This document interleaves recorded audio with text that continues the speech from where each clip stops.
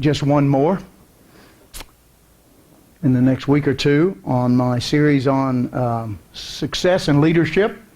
We'll look at this today. This is something that I covered 2 or 3 years ago, but we have quite a few new people, and probably some of you don't remember that I covered this anyway. So we will cover this in a different light. But too many times leaders know their strengths and they do not know their weaknesses.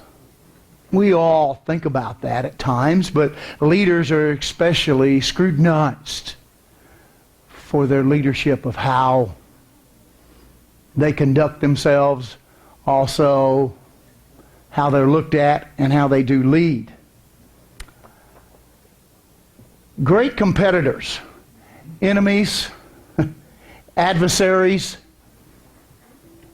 whether it's in work, war, sports, whatever. Competitors study the competition. They search to find weaknesses because the strengths are very obvious. There is actually a movie out now called Ford versus Ferrari. Anybody seen that yet? Nobody yet. Okay, if you're a car enthusiast, as I know there are a few here, okay, you realize that was a big competition. There's more than a few here. They were competitors, so they studied each other's work. Even in military, you might remember the statement that was made by General Patton when he was coming up against Rommel, the great general.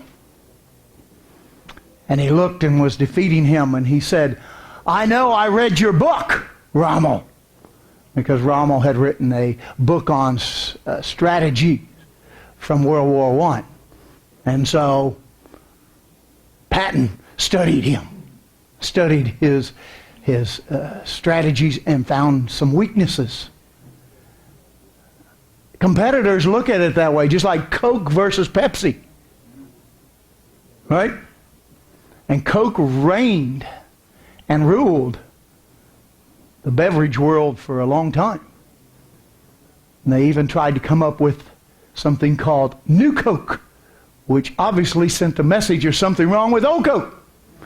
And next thing you know, Pepsi takes off, and now they are basically neck and neck with these things. Edison versus Tesla. Terrible competition. Perhaps even sports like Usain Bolt and Tyson Gay, or even Gatlin, as Bolt had those things, and they would try to beat each other. Muhammad Ali versus Joe Frazier. The Thrilla in Manila and the battles that they had. Well known. Bobby Fischer and Boris Spassky, even in chess, as they would study each other. Chris Evert and Martina Navratilova, the ground stroker versus the volleyer that came into the net. So we look at that, and if you want to be victorious, and so many examples in the past have told us, you need to know your adversary. We need to know our adversary. And we in this room realize, because we know Scripture, we know we have an adversary. If you had a perfect week this week, you may not realize it. But anybody that did not have a perfect week, that everything just didn't go as you wanted it to go, you realize you have an adversary. And the Bible describes that adversary to us in so many places.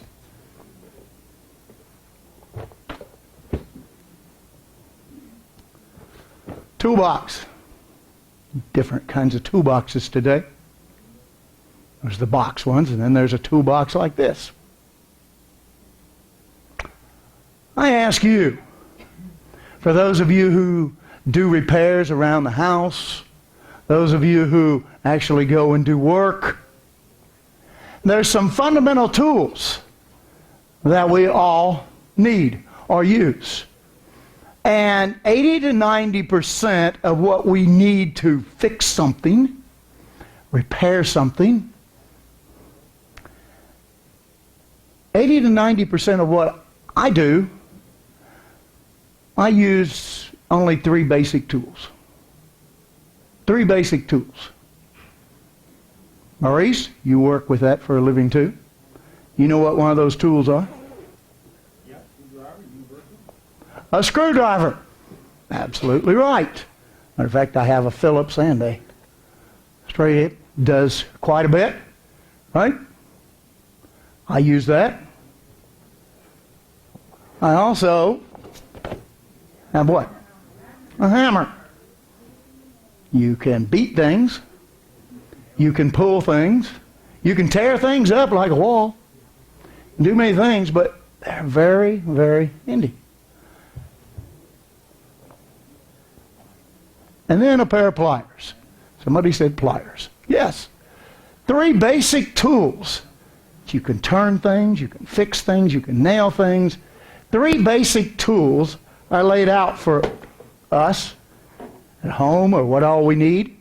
And it's interesting that Satan, our adversary, if I can use the metaphor, has tools. And he has, from Scripture, 3 basic tools that he uses to try to fix us. He tries to get us to follow his path. Disturb our spiritual way of life. I'd like you to look at these tools from Satan's toolbox, as I say, use a metaphor. I'd like you to turn to 1 John. 1 John 2 and verse 15. 1 John 2 and verse 15. It says, "Do not love the world or the things of the world. If anyone loves the world, the love of God is not in him." And then in verse 16, it lays out, "For all that is in the world," and then he describes 3 tools of Satan. The 3 tools, major tools of Satan that have worked for him for thousands of years. The lust of the flesh, the lust of the eyes, and the what? Pride of life. Pride of life. Such fundamental tools, only 3, which we have to ask ourselves, are we more complicated than that? That Satan basically just has these 3 tools. Because David knows, Maurice knows, Jeff knows, if you've worked in construction, these are nice, but there's a reason you have a toolbox. There's more stuff because it's more complicated than that. Whether it's compressors, drills, all this kind of stuff, because not everything is so simple that can be fixed by just 3 hand tools. We need to be more complicated than just 3 simple tools to throw our lives outside of God's wishes. Can you be fixed by 1 or more of these simple tools? The simple tools that Satan lays aside. And I mean fixed, but not in a good way. Let's read the rest of that. We talk, the lust of the flesh, the lust of the eyes, and the pride of life is not of the Father, but is of the world. We realize that. Is of the world. Is of this world that Ephesians 2:2 says that Satan is the prince of the power of the air. And He influences us. So he has this influence. It's part of his strategy. He can affect us. Hopefully not infect us, but affect us by being the prince of the power of the air. And that's why Paul even told the church at Colossae in chapter 3 and verse 2 to set your mind on the things above. Because we get down here in his realm, we are more susceptible to those strategies, those things that can get us off the path. So for the first metaphor I'd like to use today is the hammer. The lust of the flesh. Lust of the flesh. We're all susceptible to it. And it is perhaps even one of the most dangerous, or not, maybe the most dangerous tool that he uses against us. The lust of the flesh is everywhere. And it is so large. Do we think about it in that way? We hear it on television, radio. We read it in articles. Everywhere we go. Advertisers say what? You deserve the best. You deserve the best. Or wouldn't you like to have this? Well, yes, I would. Most of the time, they're making something look pretty good. They can even make something you wish you'd never bought look pretty good before you buy it. And then you go, this is a piece of junk. Oh, it works, doesn't it? I want you to think about the lust of the flesh, because a lot of people just think, well, they're talking about sensual things. Not really. Lust of the flesh. How many of us haven't seen a picture of a house and gone, boy, like that, and I might be able to double my payment. I might be able to, wow. Or go to someone's house and go, whoa, wow, did you see their furniture? Wonder how much a month that would cost me to just try to do that. I mean, there's just houses. And real estate people love that. Let me show you. And Mary watches this show more than I have of where they go and House Hunters, I guess. House Hunters International. House Hunters Wu Manchu. I don't know. House Hunters everywhere. Flip this house. Islands, buy an island house. I have all this kind of stuff. And so here they always say, well, they've got this budget. And then the agents always take them to a house more than the budget. I mean, very seldom is it less, and if they do, they well, it's not as nice as the other. Oh, it's everywhere when it comes to looking at a house, buying a house. That happens with cars, doesn't it? Oh, man. It just, boy, that's and I was always told by a car dealer one time I was working for, and I said, how do you sell so many cars? Because he said, got to get them in the car. Get them in the car. Test drive. No. He said, we've even paid people $50 to take a test drive. Because if we get them in the car, oh, it feels good. And then we tell them how good they look behind the wheel. Right. And then next thing you know, they start lusting about this car.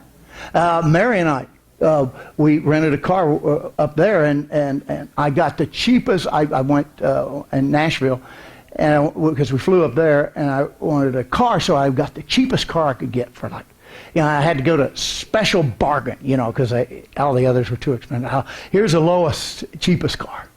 And I'm looking, I'm going, wow, that's nice for $18 a day. And it was a convertible. Well, I look at convertibles, man, down here it's the highest car. Up there, it's cold. Nobody wants a convertible. right? So I was going to get a convertible. And Mary goes, you got a convertible? Yeah, but it's the cheapest thing, right?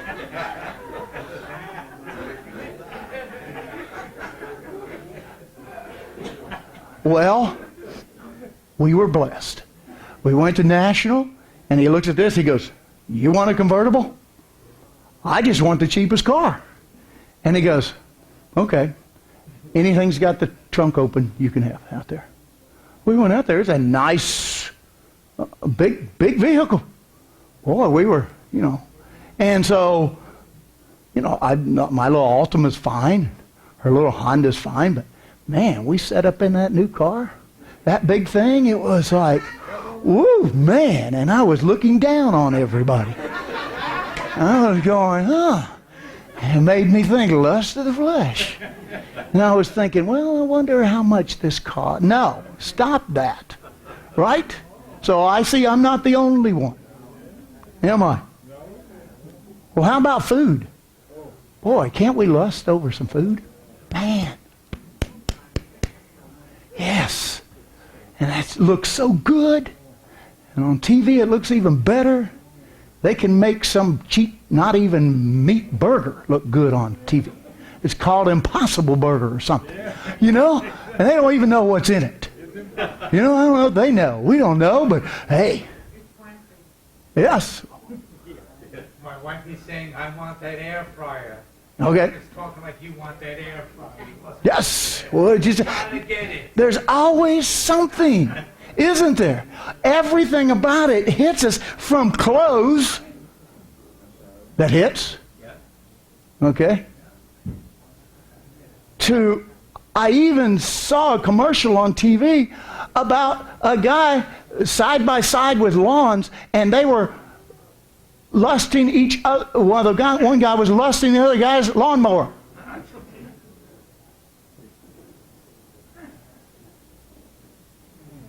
And it doesn't stop there. Shampoo. Who would lust after somebody's shampoo? But they show the head of somebody that looks terrible, and then they show a head of somebody who washed with their shampoo, and she turned into a 10. Just the shampoo. Right? This is part of that, what? That lust. And you go from there to even bicycles. We got where we used to say there was a bicycle place. And we thought, it'd be really nice to have a bicycle. Of course, more people get run over here than imaginable. And so I was like, yeah, but we're just over there. They got this bike place just down there. It's got the advertising on a bike. Man, they got $1,000 bikes. And the guy didn't take me to the $150 Schwinn, whatever it was. He took me over. Oh, yeah, well, you're a pretty good sized guy. You need something that's going to really support you. Well, thank you very much. But I looked at the bike. Man, it's a nice looking bike. When we get there, and look at cell phones. Apple Store. What is it? Now the 11, 12, 212? I don't know. But here, it's like you got to have, the newest model. And I'm thinking, well, Mary's got an old Apple V, which shows way back, that's like in the 1920s, whatever, in cell phone years, right? I thought, well, is this? So I wonder what, the Apple 11 came on, but so they were selling giving you a discount on Apple 10s. I'm going, well, 10 would be all right. Hey, maybe I'll do it. Because I was in looking for my phone. I go in there. Guy goes, yeah, we've discounted those. They're only like $700 and something. I'm like, for a cell phone? But boy, did he have a spiel on how good it was to get you to have that. Now, I'm not talking down to anybody that's got, a $2,000 cell phone. I'm not talking down. That's just, because computers are the same way. Right? And I'll move on to this, but wow, there was I had to go to Staples in Tennessee. They didn't have it at home office at Home Depot. I had to get something for my message. And so I went in there, and there was this beautiful chair. I thought it was an office chair. And I'm like, wow, that's just a little bit over the top. I mean, it just looked like the limousine of chairs. It wasn't for, it was for gaming. Okay? Gaming. They have special chairs made for somebody who's going to sit there and play games on the computer for 8 hours. And they set it right in the front of the store. They wanted, if your kids going, wow, the ultimate Christmas gift, I guess. The key word is lust of the flesh. Lust. Lust. The word means intense desire or appetite. And isn't that what happens? We get an appetite for something. You want a piece of clothes somewhere, and you see it, and then no, I can't afford it. You leave the store, and next day that's like, that's all you can see in your mind. I better go back and get that piece of cloth. The word lust means sexual or passionate craving, a yearning. It says also hunger. Hunger, a drive towards something. It's all what this word lust means. And I always think of Katie Lang's song, Constant Craving. It's always been there. Yes, it has. And Satan has known about it all the time. What did he show Eve in that garden?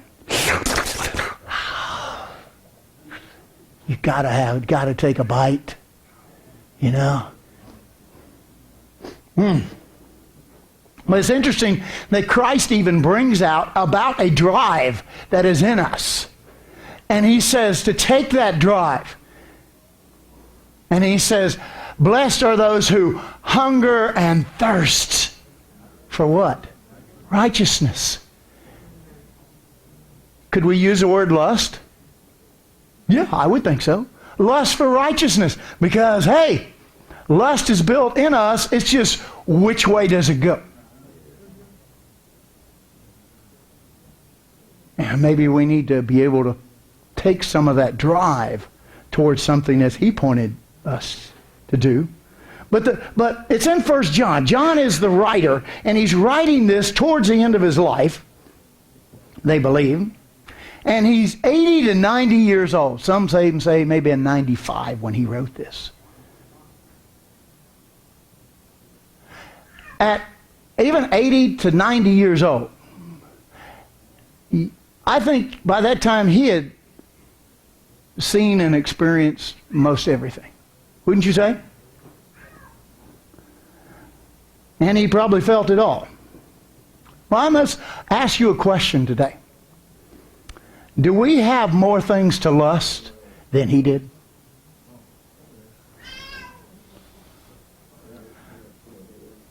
Ever thought about it? Look how much more. I mean, basically back then, you worked, you ate, you were a slave, you had this, you went home, you worked all day for food and very little else. And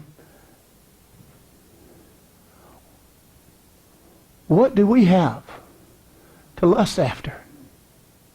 Everything. Everywhere you turn around, it seems that way, doesn't it? Now, for those of you who are blessed with gray hair like mine,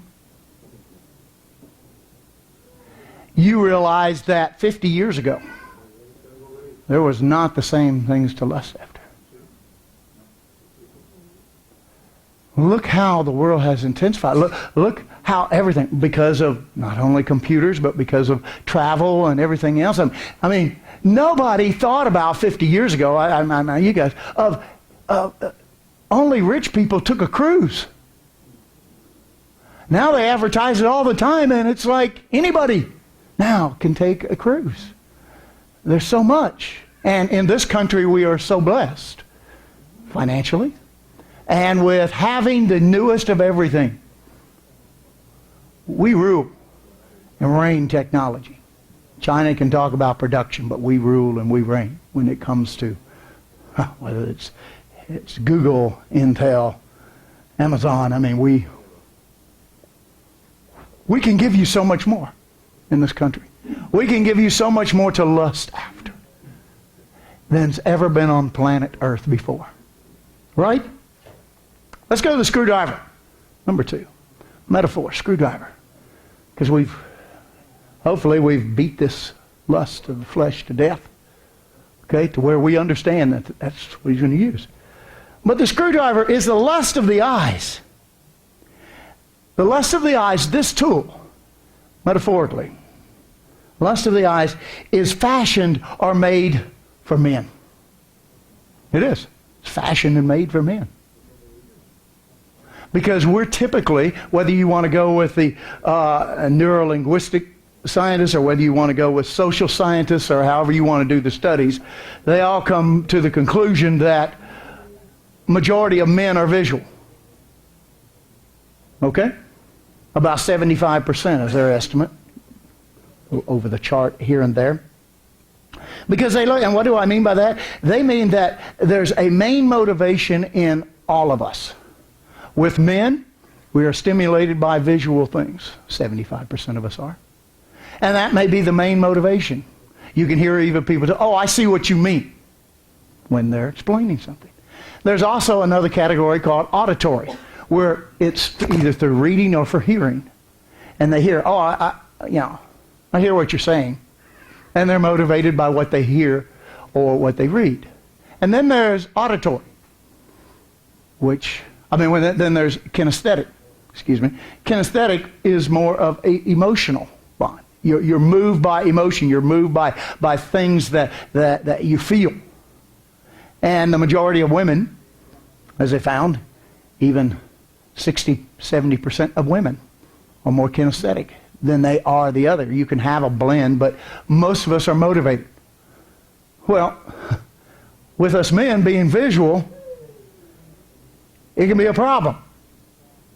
Because we want to see things. We want to look at things. And they even talk about in Hollywood. When they make a love story, when they want to make a chick flick, if I can use that term, they want to make a chick flick, they have to make sure that to be a success, they make the movie enough so a guy will go with them. So they put some visual stimuli in there to get that, because they know they need success. Because men typically are the moviegoers. They will go and see something because they'll see a commercial. Woo! Yeah, I'm going to go see that. Be motivated by that. And that's what they do. The only problem is our eyes, men's eyes. And I'm not telling the women anything they don't know, because you know how it is when you walk by a bunch of guys or you do this or you see it. They're just like,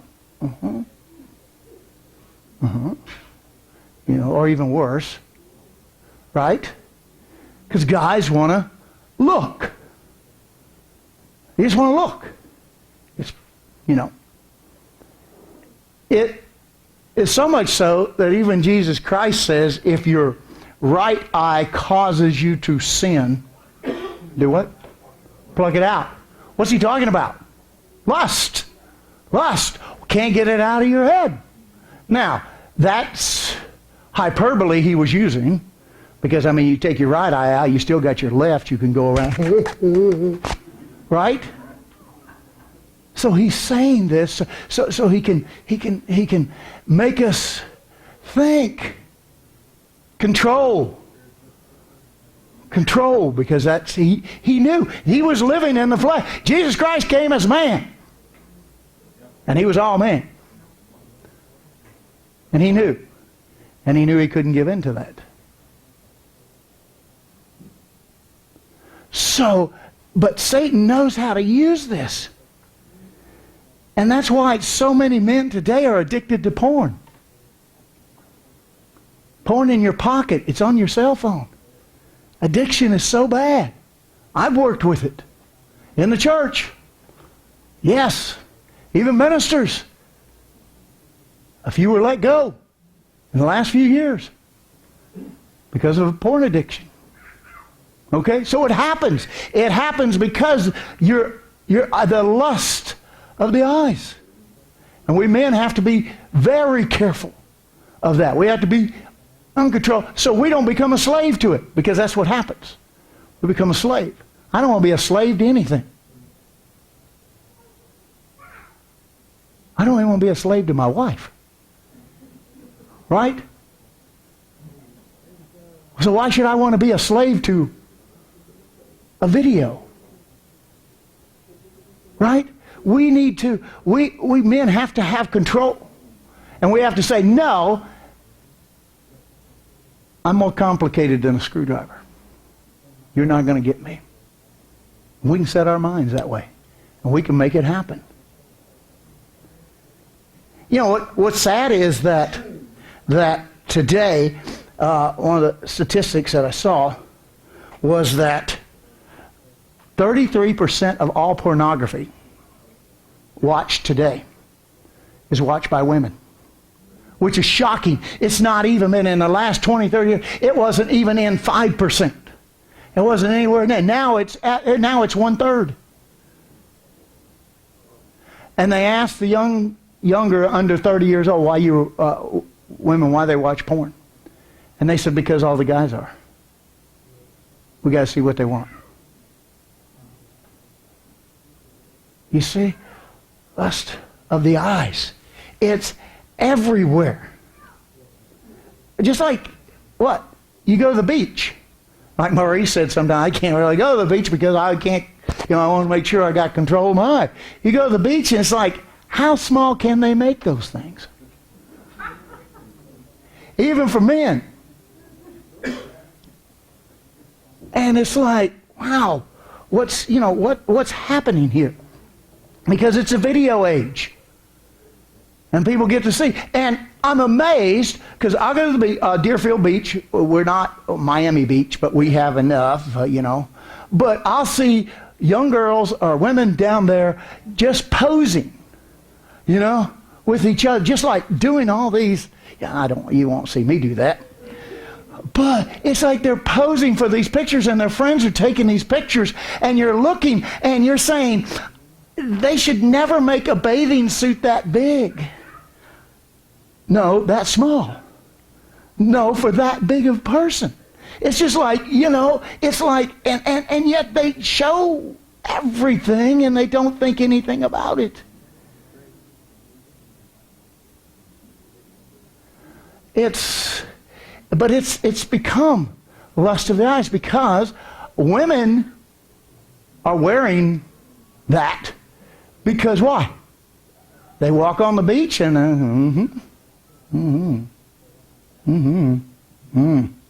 they know it. They know it. So they do control us, men, because we are so visual. And now you have something in junior high. As a matter of fact, one of the teachers told me that she was teaching 6th grade, and one of the problems they had was sexting. Does everybody know what sexting is? It's texting except you send sex pictures of yourself to someone else. And 6th grade girls are sending it to guys. I mean, who would have thought of that? And that's why you have so many people addicted to cell phones of the younger generation. Because they're used to having something that they can see. Something they can read. Something's in front of them all the time. It's all part of this lust of the eyes. It's part of our world that we have to be on top of, not only for those who have kids, but for us to be able to help other people. Because that's what leaders do. They know the strategy of the adversary. For us to help other people, for us to help each other, and to help us, we need to know the strategies. And realize when we're seeing that played out before us all. There's a new clinical disease called nomophobia. Nomophobia. Anybody know? N-O-M-O. Phobia. You ever heard of it? Well, it's pretty new. But they are calling that today. Nomophobia is the fear, phobia, fear of no mobile phone. The fear of not having a cell phone. That they even have teachers that they bring this certificate in from the doctor because the teachers can't take the cell phones away from the students because they've got this disease, this fear. I don't know whether you have it there at your school yet. She has it? You have it? No, you haven't had that yet. You probably will, though. I mean, isn't that amazing that they've got this and say, you can't take it away from me, so I can. I can watch it all day long. And some of them do. Tablets for young children, the stimuli. Oh, it's really great for these kids. Oh, they're little kids or whatever. Their imagination and minds do not develop because it's all laid out for them. Instead of them creating neural pathways in their minds of creation and being able, and the confidence level because, hey, they thought of this and they developed this and they did this. It's all coming down the pike to us. And as most teachers will tell you, this has caused so much, those who have taught for 10, 15 years, were saying that the study habits, they're just not there anymore. Because they're okay, I need to read this book and study it because we're going to go over it tomorrow. They get part of the way and they're going, oh, wonder what's happening to here, and they need to get on and go check their friends or check this or that. Not a kid know why I banned The phones in class. Yes, you have to. You gotta bring your Bible. So that the focus, and it's causing the dumbing down of America. Number 3, pliers.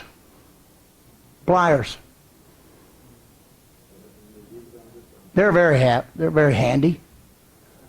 Well, so is the metaphor I'm using here for Satan.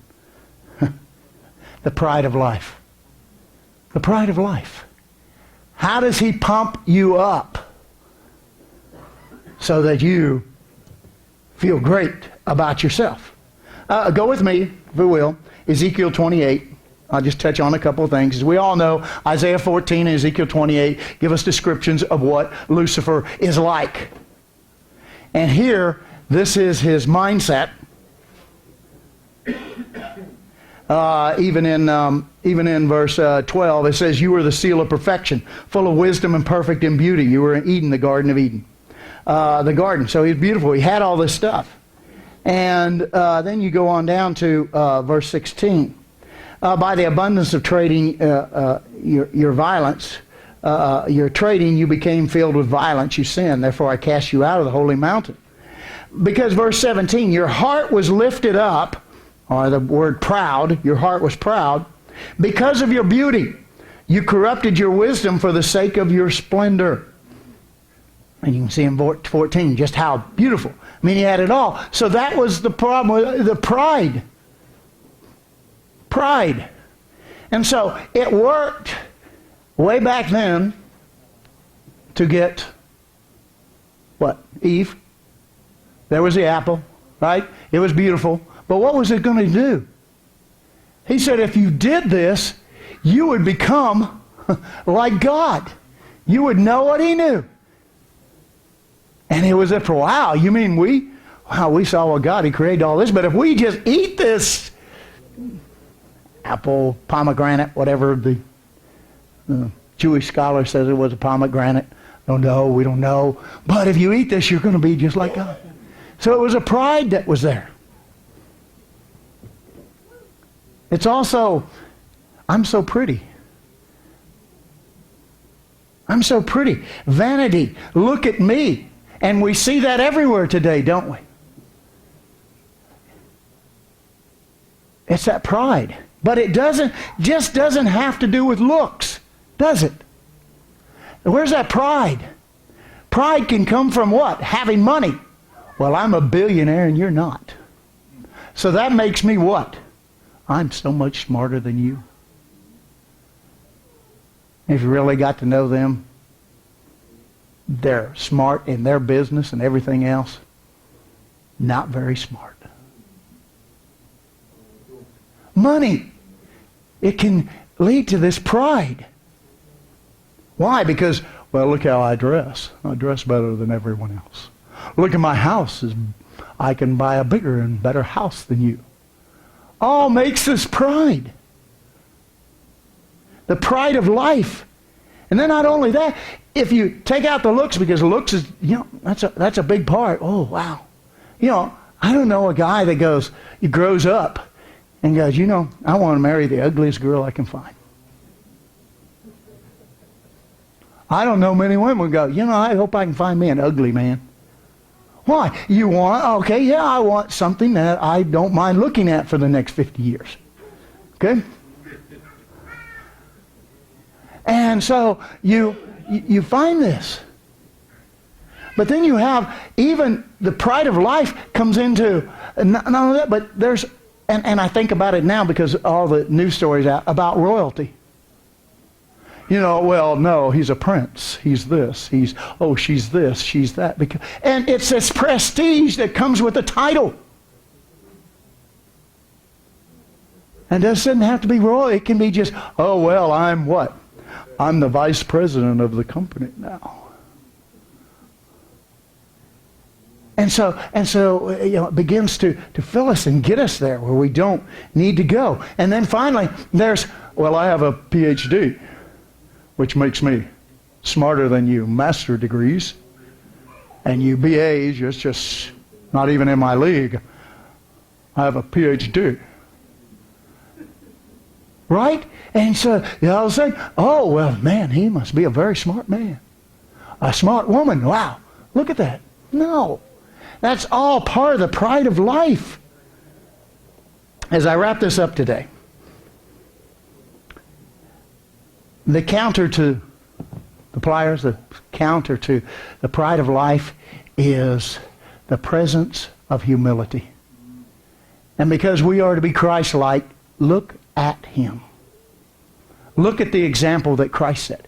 God coming down from above to live on this puny little planet called Earth and become just like a piece of dirt. That's where we're made from, dirt. Can you imagine that? Let's go. Philippians 2. We'll wrap this up here. Philippians 2. Philippians 2, verse 7 and 8. Philippians 2, verse 7 and 8.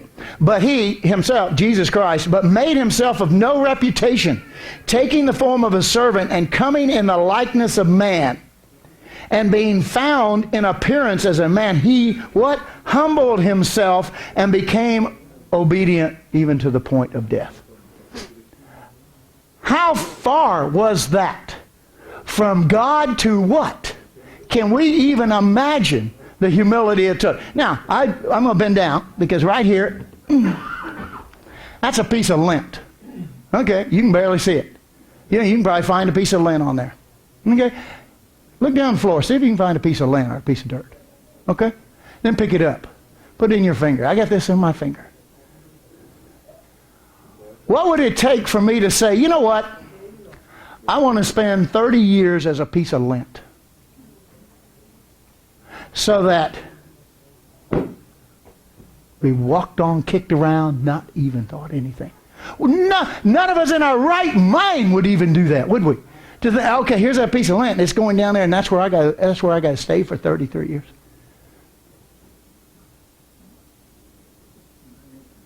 And that and us is not even close. But that's the only thing we can relate to. Is we're not even a piece of dirt, a piece of sand out on Miami Beach, and become that. Because that's what He did when He came down. And came down so much lower. That, brethren, is the true example of humility for us. And the exact opposite of the pride of life that Lucifer wants us to buy into. Wow. Do we find humble leaders in the world today? It's rare. It's an anomaly. Very rare. A lot of times they don't stay in office very long. So brethren, can, as leaders now, And leaders, who are leaders? Anyone who has influence over others. And what are we to be? A light. A light to others so they see God in us. We are the leaders, not only today, but in the coming kingdom of God. Can we lead without power? Jesus Christ did. He came with no power. He said, I can do nothing of myself. The only thing I can do is through God himself. And that's all he needed. And brethren, that's all we need to. Can we lead and not be a theologian and know this Bible inside and out? Absolutely. Why? Because people have been reading this for years and now they need to see it. What a part of our leadership is to live it. Live it so they can see it and know that, that way of life is actually possible. Because most think it is not. So brethren, don't let Satan use his tools on you. Remember Satan's toolbox. The lust of the flesh, the lust of the eyes, and the pride of life. You will be confronted with that every single day of the rest of your lives until Jesus Christ returns. So brethren, know your competition. Know your competitor. We are in training now. Know your adversary. Because brethren, you were born to be a leader. But most of all, you were born to win.